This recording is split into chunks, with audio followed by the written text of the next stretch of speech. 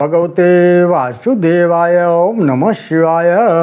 नागेंद्रहाराय त्रिलोचनाय भस्मांगरागाय महेश्वराय नित्याय शुद्धाय दिगंबराय तस्मै नकाराय नमः शिवाय। मंदाकिनी सलिल चंदन चर्चिताय नंदीश्वर प्रमथनाथ महेश्वराय मंदार पुष्प बहु पुष्प सुचु पूजिताय तस्मै मकाराय नमः शिवाय। शिवाय गौरी बदनाब्ज वृंद सूर्याय दक्षाध्वरनाशकाय श्री नीलकंठाय वृषध्वजाय तस्मै शिकाराय नमः शिवाय। वशिष्ठ कुंभोद्भव गौतमार्य मुनीन्द्र देवार्चित शेखराय चंदार्क वैश्वानरलोचनाय तस्मै वकाराय नमः शिवाय।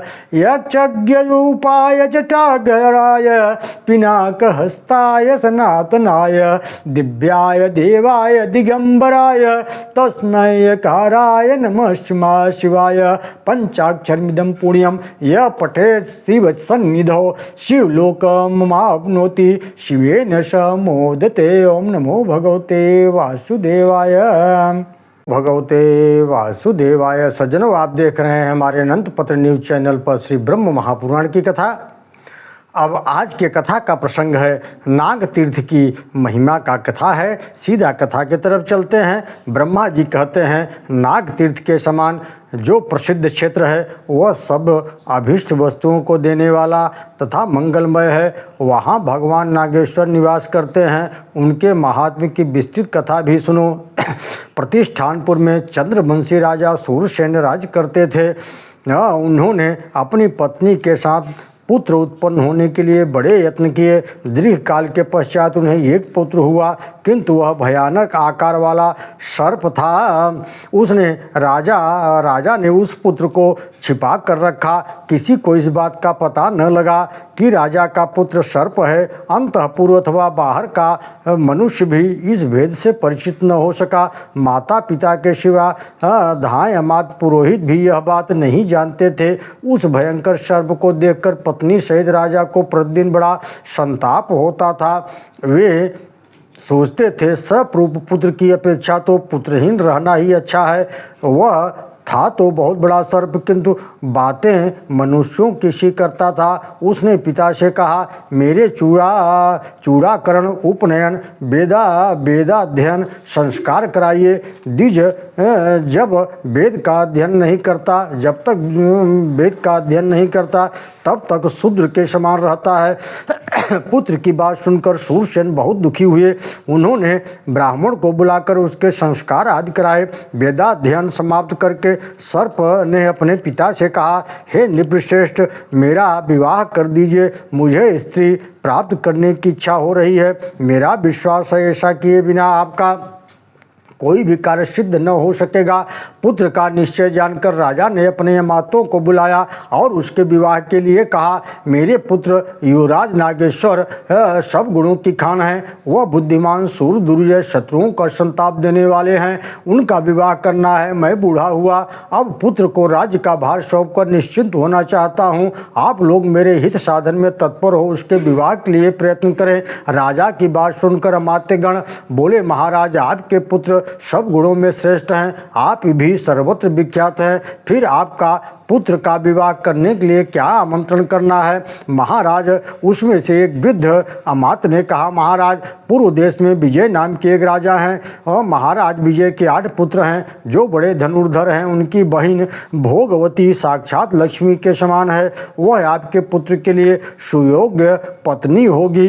बूढ़े अमात्य की बात को सुनकर राजा विजय की वह कन्या मेरे पुत्र को कैसे प्राप्त हो सकती है, बताओ। तो बूढ़े अमात्य ने कहा, महाराज, आपके मन में जो बात है मैं उसे समझ गया। अब आप मुझे कार्य सिद्धि के लिए जाने की आज्ञा दें। महाराज सूरसेन ने भूषण, वस्त्र और वाणी से बूढ़े मंत्री का सत्कार करके बहुत बड़ी सेना के साथ उसे भेज दिया। वे पूर्व देश में जाकर महाराज विजय से मिले और उन्होंने राजा को संतुष्ट किया। मंत्री ने राजकुमारी भोगवती युवराज का विवाह, नाग का विवाह तय कर दिया। ओम नमो भगवते वासुदेवाय।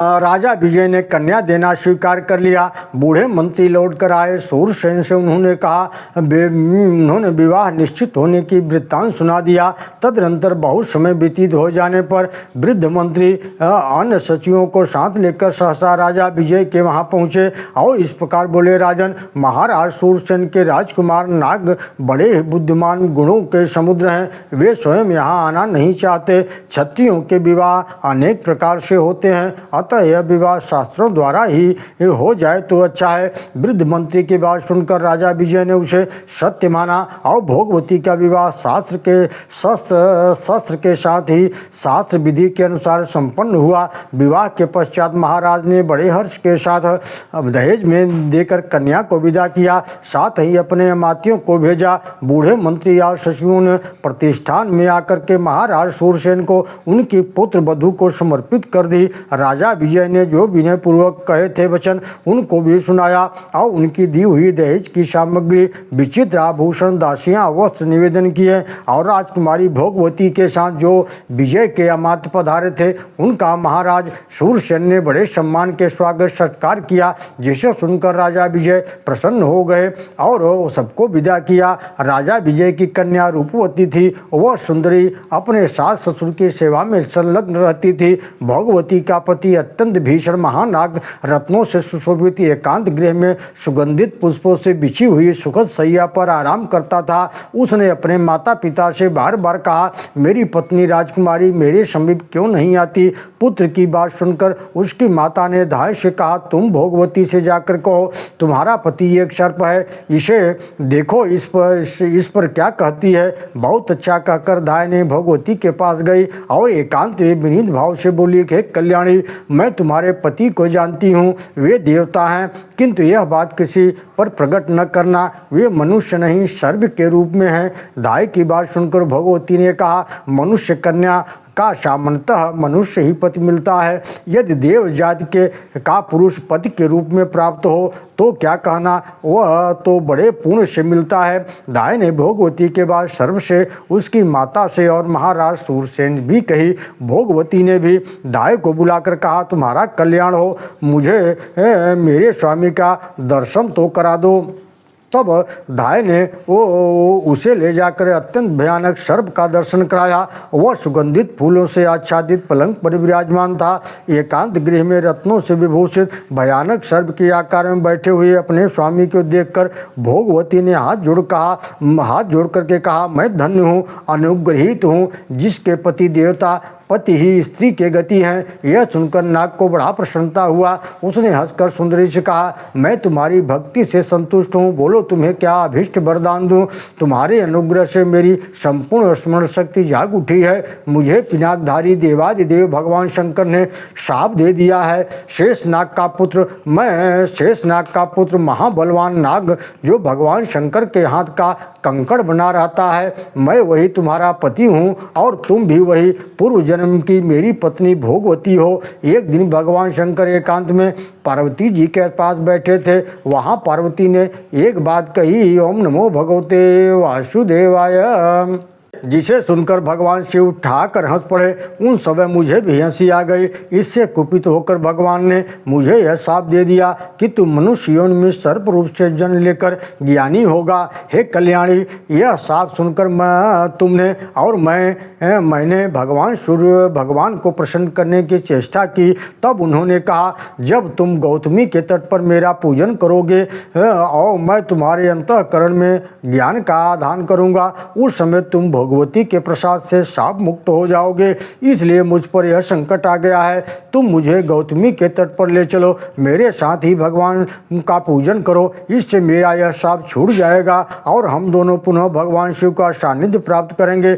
कष्ट में पड़े हुए समस्त प्राणियों के लिए सदा भगवान शिव ही परम गति हैं। पति की बात सुनकर भोगवती ने उन्हें साथ लेकर गौतमी तट पर गई और वहाँ गौतमी गंगा में स्नान करके शिव का पूजन किया। इससे प्रसन्न होकर भगवान ने उस सर्प को दिव्य रूप प्रदान किया। तब वह अपने माता पिता से पूछकर शिवलोक में जाने के लिए तैयार हुआ। यह जानकर पिता ने कहा, बेटा तुम एक ही मेरे पुत्र हो और तुम युवराज हो, इसलिए इस समस्त राज्य का पालन करो। बहुत से पुत्र उत्पन्न करके मेरे स्वर्ग गमन के पश्चात शिवलोक में चले जाना। पिता का कथन सुनकर नागराज ने कहा, अच्छा ऐसा ही करूँगा। फिर वे इच्छानुसार रूप धारण करके अपनी पत्नी के साथ रहने लगे। पिता माता पुत्रों के साथ उन्होंने उस विशाल राज्य का उपभोग किया और जब पिता स्वर्गलोक में चले गए तब अपने पुत्र को राज्य पर बिठाकर वे पत्नी और अमात्य आदि के साथ शिवपुर में गए। तब से वह तीर्थ नाग तीर्थ के नाम से विख्यात हुआ और वहाँ भोगवती के साथ स्थापित भगवान नागेश्वर निवास करते हैं। उस तीर्थ में किया हुआ स्नान दान सब तीर्थों का फल देने वाला है। ओम नमो भगवते वासुदेवाय।